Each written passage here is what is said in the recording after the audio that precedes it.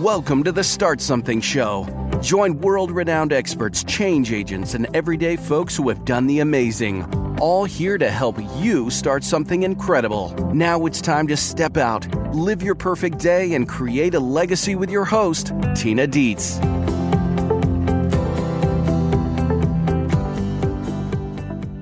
Hello, superstarters. This is Tina Dietz. Welcome to the Start Something Show. I am super pumped today because we have world-renowned expert Dr. John Demartini on the show today. This man has made a difference in the lives of tens of thousands of people around the world, and he started from the most humble beginnings dealing with learning disabilities and being homeless and turning it all around to become one of the world's foremost experts on human development. So we are going to have an extensive conversation with him later in the show today. Before we get to our interview with Dr. Demartini, though, it's time for our Tech Tip of the Month. You can hashtag Superstarter Tech Tip and contribute one yourself on Twitter, or go over to our website and let us know that you have a tech tip to share. If we choose yours, we'll give you a shout out on the air and on social media. My tech tip this month for you is the Scannable app. Why? Because being digital vagabonds like myself and my family are, we have to travel light. We do rely on our apps and our devices to kind of fill in the gaps when we're traveling to do what we need done. And one of the things I run into as a coach and consultant is having to work with legal documents. Sometimes a digital signature just isn't going to do it. For example, when we were selling our home, we were actually in Costa Rica already when the closing came. We had to make new friends who had a scanner to deal with all the legal paperwork. Now, it was great to make new friends, but we never wanted to be in that situation again, running around like chickens with our heads cut off. So I started testing scanning apps. My personal favorite is the Scannable app from Evernote. Now, I don't use Evernote, but because I have Apple products, I can use Scannable as a standalone app. Now, if I had an Android, I could just download Evernote, and there is a scanning portion of Evernote built in to the Android app. So you can use it either way. It is my personal favorite. I think it is the most seamless and it's the easiest to use. It's also free, which is really handy. And that has pretty much alleviated any issue we've had with legal documentation, whether that has been related to our children and their school or contracts or anything else we've had to deal with that requires a signature, and a digital signature won't do. So check out the Scannable app. You can find it in the App Store or go to evernote.com/products/scannable. That is our Superstarter Tech Tip of the Month. Dr. Demartini is considered one of the world's leading authorities on human behavior and personal development. He is the founder of the Demartini Institute, which is a private research and education organization with a curriculum of over 72 different courses covering multiple aspects of human development. His trademark methodologies, the Demartini method and the Demartini value determination, are the culmination of 42 years of cross-disciplinary research and study. His work has been incorporated into human development industries across the world. Dr. Demartini travels 360 days a year to countries all over the globe, sharing his research and findings in all markets and sectors. He is the author of 40 books published in over 29 different languages. He has produced over 60 CDs and DVDs covering subjects such as development in relationships, wealth, education, and business. Each program is designed to assist people to activate leadership and empower themselves in all 7 areas of their lives: financial, physical, mental, vocational, spiritual, family, and social. Wow, thank you, Dr. Demartini. You are clearly ready to start something. You already have. Well, good morning. Good morning. Well, you've had this global reach, and the folks listening to the show today, one of the questions we get asked the most, you have this reach, you've talked to people all over the world, you speak to groups of thousands of people, you've made this difference in the world. Take us back to the beginning, to the first steps along this journey, and how did you start something? Well, I don't know how far you want me to go back, but I would say that my first vision of doing what I'm doing today was started one night in 1 hour, listening to one man with one clear message in Hawaii, when I was 17, the week before my 18th birthday. And his name was Paul Bragg. And he did a presentation that I attended, and he inspired me to believe in new possibilities for my life. At the time, I was a high school dropout, had learning problems, and was living in a tent. That night, I got so inspired by what he said, I started to believe that maybe I could be intelligent, maybe I could learn to read, and maybe I could be smart someday. And I envisioned a smart person being a teacher, so I made it a goal that day to become a teacher. And I loved traveling, so I wanted to travel. So I made a commitment that I would become a teacher, study everything I could that could assist other individuals like this man did for me, and to travel the world and share it. That was the beginning. Within a short period of time, I went back to Texas. I took a GED, a high school equivalency test, and guessed and passed. Tried to get into college with a college exam and passed, and started reading dictionaries and encyclopedias to try to overcome the challenges in learning. And my first student was when I was 18 years old, a Persian man. Second student became some group in a library. As I was studying in a library, they gathered around and asked me questions. And then by the time I went to the University of Houston, within a year or so, I started gathering about 100 to 150 students a day. And then when I went to professional school, I was doing students 5, 6, 7 nights a week. I was doing classes, and I started to get paid as a professional. And then when I graduated from professional school, I continued that ritual, and I just kept doing talks every night and during the mornings and lunches, wherever people would let me speak, basically. And it just kept growing. It first went around the city and then the state, and then the different nations. And I've been blessed to travel to about 100 nations and just keep doing my thing. I just keep love researching, writing, traveling, and teaching. So I've been on a journey for 42 years plus, and just keep doing. It's what I love doing. I can't think of anything else I'd rather be doing. And I've heard you speak before about how that purpose is really what creates not external motivation, but internal inspiration. Exactly. I always say if you require motivation, motivation is always a symptom, never a solution. If you're requiring motivation to do what you say is important, what you say is important isn't important. Because if it's truly important, it's intrinsic and it's inspired from within, and you can't wait to get up in the morning and do it. Nobody's had to motivate me to do what I do for 42 years.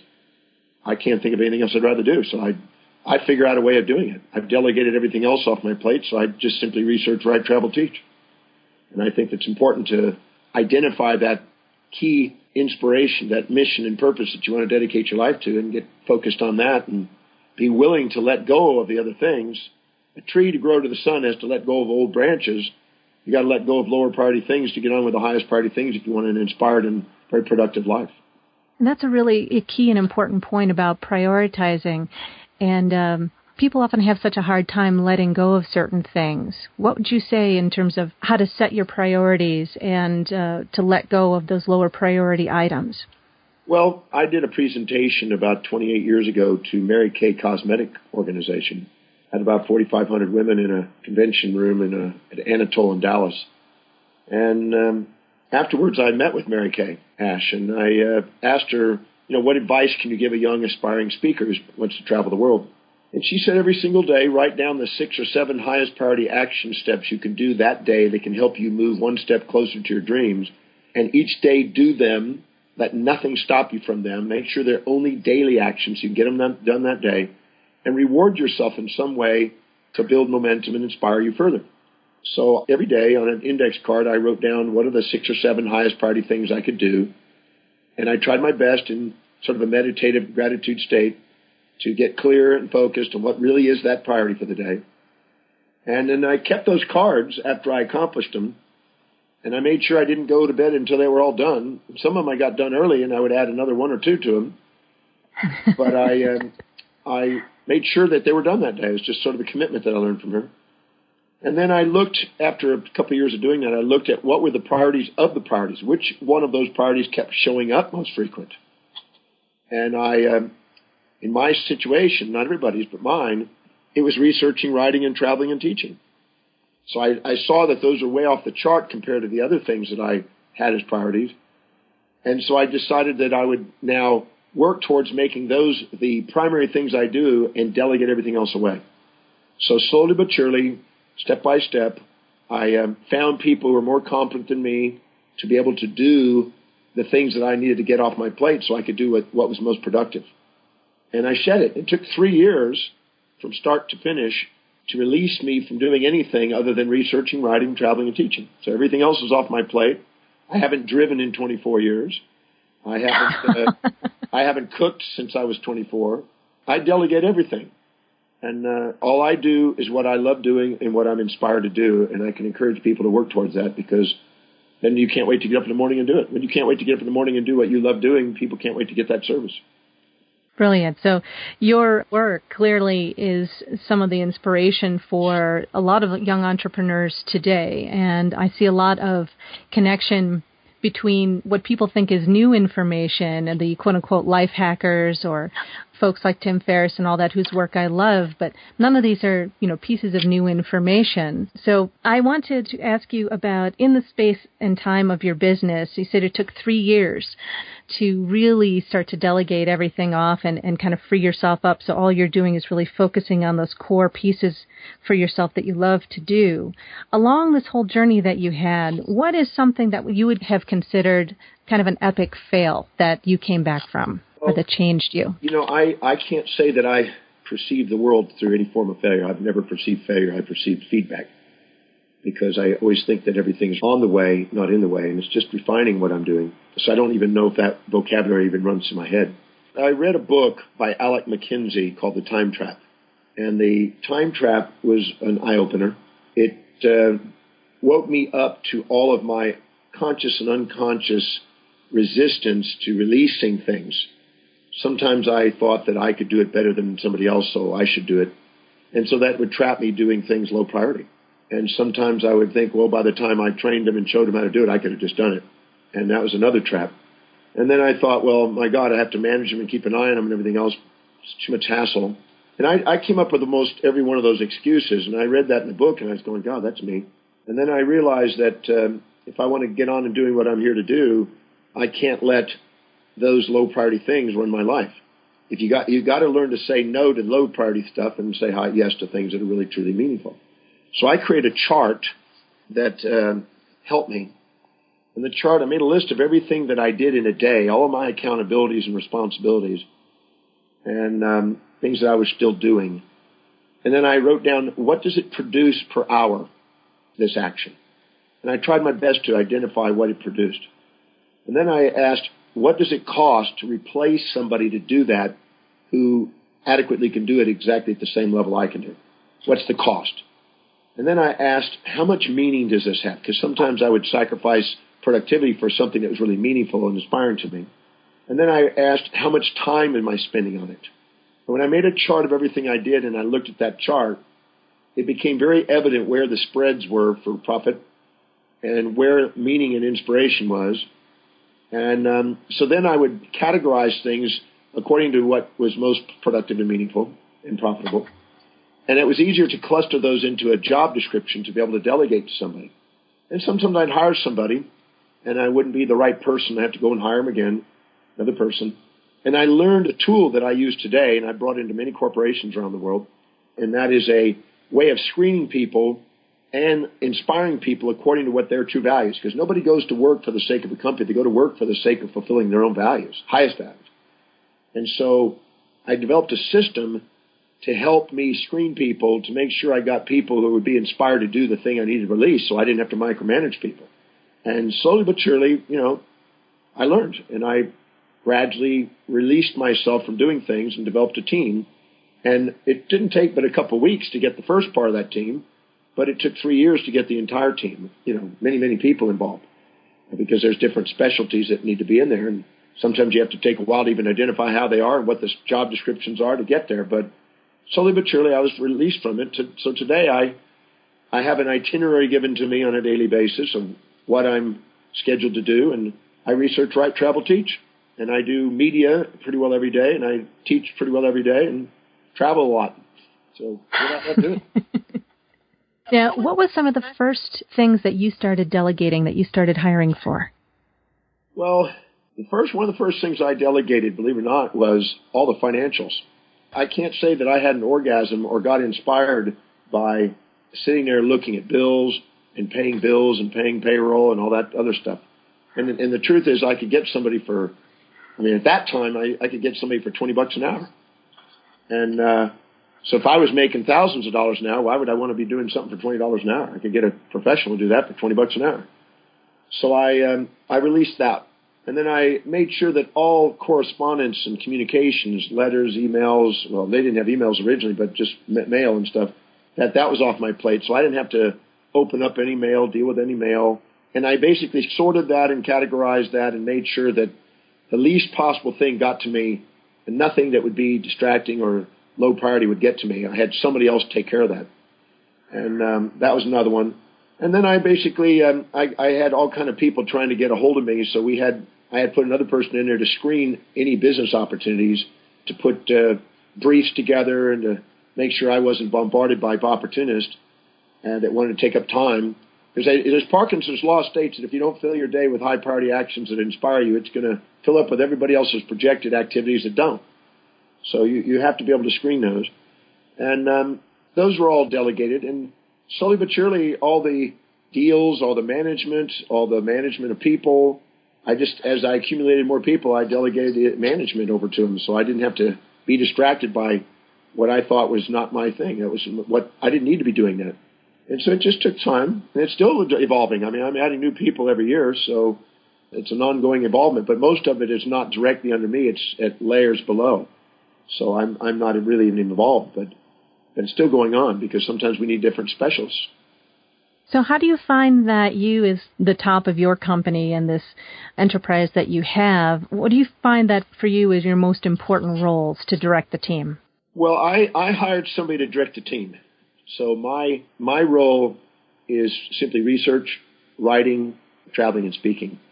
And what I do is I meet with my person who's the director of all the other stuff, everything else below that. And we have powwows on direction, vision, any updates on what we want to accomplish, primary objectives for the year. And I do that every Christmas. I live on a ship, and pretty well every Christmas to New Year's I'm on my ship, and I'm doing my long-term planning on the ship. And then I present that to the director, and then if there's any challenges there or anything that we have there, differences, we get that hashed out, make sure we're congruent, and then she takes care of the rest. She basically does all the other things. So I get back to my research, writing, and traveling and teaching. So I don't do a lot other than, make sure that I'm fulfilling what it is that I feel my mission is. I'm clear on my mission. I'm clear on my objectives. So I just make sure that's clear and make sure it's communicated in a way where everyone below can win. Focus, massive focus. In the development of everything that you've created, what would you say is the biggest risk that you ever took? I'm not a major risk taker other than opening my mouth and some of the things I say. I think I do that. I think I offended a woman yesterday in my presentation, and that's probably risky because she probably didn't like what I said. She was harassing her husband, and he was having an affair, and she didn't realize that as long as she keeps harassing him, he'll probably leave her. But anyway, I think my biggest risk is some of the daring realizations and new insights that I have that doesn't necessarily follow the trend. And when I pronounce that out there in the marketplace, some people have to adapt to that because it's the discoveries I make sometimes are not the things that I see out there commonly taught. So I think that's one risk. But I'm probably a risk-averse person. With all my investments, I'm very conservative. I keep tremendous amounts of cash. I keep very conservative investments. I make sure I grow every year in my wealth. My business, I don't take drastic risks. I try to do calculated risks. And I keep a pretty stable, steady system. At the beginning of the year, I write out every one of the things that I want to get done, and I usually exceed those and usually find things along the way I have to add. But I'm not a major risk taker other than the things I create and write and speak about. My business is very conservative and quite stable because of that. And so you had mentioned just now, and I've heard you speak before about making sure that you are saving and have kind of automatic savings as you go throughout your life. Now, you went from, as you mentioned earlier, living in a tent and surfing to having this moment of clarity and then building. So how did you go from kind of one extreme, what seems like an extreme, to another, even if it was gradually? You mean as far as economics? Yeah, as far as economics, let's start there. Well, I had my first little company when I was 9. And I went to my dad when I was 9. I said, Dad, I want to earn some money, first of all. And he says, great. Have you mowed the yard? Yep. Yes, sir. Have you edged it, the sidewalk? Yes, sir. Have you swept the sidewalk and the garage and everything else? Yes, sir. Have you trimmed the hedges? Yes. The shingles all tightened down? Yeah. My shoes shined? Yeah. Your room clean? Yeah. He went through all the list of things that he needed done and that I could earn money for. And I said, I've done them all. He said, well, then you're going to have to go to the neighbors. So I went to the neighbors and knocked on doors and looked for things I could do, from pulling weeds to mowing yards to clipping hedges to cleaning garages, whatever I could do.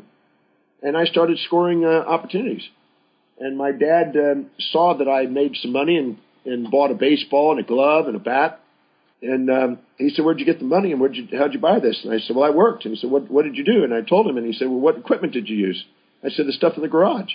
He said, well, son, I have to teach you about depreciation. So he back charged me for all my expenses. Uh-huh. And I had already spent the money, so I had to go out and do 2 more jobs to get that paid off. And then he made it where my incentive for going out and doing it was a little less, but I figured out how to do it. And then one day a kid was riding a bicycle next to me as I was mowing a yard. And I thought, shoot, I could get that kid to push this mower.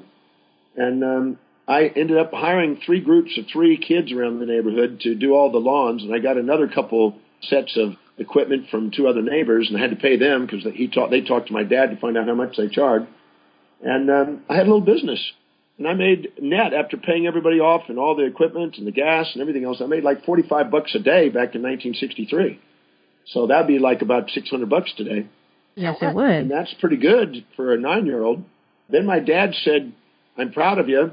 And he bought me a coin collection set to make sure I saved my coins. And then he said he bought me a piggy bank to make sure I saved my coins again. And that piggy bank still sits in my office as a reminder to think long term. And it's full and it's never been opened. I still got the same coins from the 1960s there. And then my dad said, I want you to know what it's like to be free. So now that you got your own bicycle and everything that you bought, you're going to start paying for rent, clothing, and food. And if so, you now have freedom to go wherever you want, anytime you want, as long as you're home by 9 o'clock at night. Well, that was freedom. And he was preparing me, because I had learning difficulties as a child. He was trying to prepare me for street smart instead of just academics. And so that was a major contribution to my life. But I didn't really grasp that about saving money, because most of my saving was for stuff I wanted and my trips. So by the time I was a teenager and I left home, if I saved money and worked and everything else, I always saved it so I could go on a trip to surf, or I could go buy a bicycle or something like that. I never thought of long-term saving for investments until I was in my 20s. It was always to buy stuff. I was consumer more and trip more. But at age 28, after having a pile up of cost and debts from the house and cars and all this other stuff, the American way, I finally realized, you know what? I'm going to be working my whole life for money if I don't start having it work for me. And that was the beginning of me starting a little bitty savings program of $10 a day, $50 a week, $200 a month.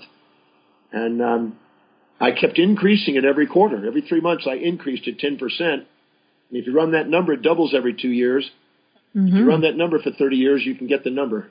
That's a big number. Yeah, it gets to be pretty big after that. That's the beauty of compound interest right there. Not just compound interest, but compound accelerated savings. So the interest is probably earned, maybe 7 to 10% over the years, but with dividends and interest and capital gains. But the actual increased savings and accelerated was 10% every quarter. So that's a huge jump in savings if you stop and do the math. And so I've been conservative, and I've increased my savings, and then that turned into increased investments every quarter. Once I accumulated a lot of cash and made sure I had a year's worth of cash in my pocket, Then I went on to, master the savings and then master the investment game. And so I've read God knows how many textbooks on that and had mentorship on that and got with people that knew what they were doing with that so I could learn how to build my wealth. So I've been blessed for that. It is. Now, you mentioned street smarts, and that's really interesting to me because so many successful entrepreneurs that I've met have left the traditional education system or gone out and come back or come from what most folks would consider an unconventional background. Now, there's some controversy right now about should people consider go all the way through and get higher education and all of that. What do you think that there is more value to street smarts than academic learning, or is it a balance between the two? It all depends on the individual, and it depends on what they're doing. I know some people that never had formal education did extremely well. I've met people that also had very high education doing extremely well. On our ship, there's a gentleman that is extremely brilliant, man. They have 3 colleges in the United States named after him. He has 4,000 patents. He's extremely bright. I just spent the last couple of weeks with him. And, he's highly educated, but he's also highly functional when it comes to business savvy, and he's extremely wealthy. So I've seen both, and I've also seen people that are, not so academic, but they've done extremely well. I've also met people that are very academic and are not academic. So I've seen the whole spectrum. That independently depends on the job that they do and who the person is. I would encourage people to do both until they're absolutely clear, concise, and focused on what they're going to do. I would just encourage both because I think that both will give them an advantage. But once they know what they're going to do, they can decide what's the best vehicle. Because personally, when I was in professional school, I always made a standard 10 times whatever they requested. So if they said, here's the 2 textbooks for the class, I would read 20 textbooks for that class. If they said that these are the responsibilities you have for the class, I would do 10 times. I always made my standard 10 times whatever the school required. And I never found a school up to my standard. I went to some interesting schools just to see if that was possible. But I always wanted to raise my standard because I realized that the standard was creating sort of an average, and I didn't want to be an average. So I always wanted to make sure that whatever was expected, I always 10 times it. And I think that's a good, smart thing to do for people. Many, many thanks to Dr. John Demartini for an incredible interview. And you know what? I got so into talking with him that I totally forgot to end the show. You can find a whole lot more from Dr. Demartini on the Backstage Pass of the Start Something show at the website. So join us over there. We'll see you next week. Start something with purpose. Start something with freedom. Start something now. Go to thestartsomethingshow.com, join our community of superstarters, and get your perfect day planner pack, a free resource to help you create the life you've dreamed of living. Take action now, and we'll see you for our next exciting episode.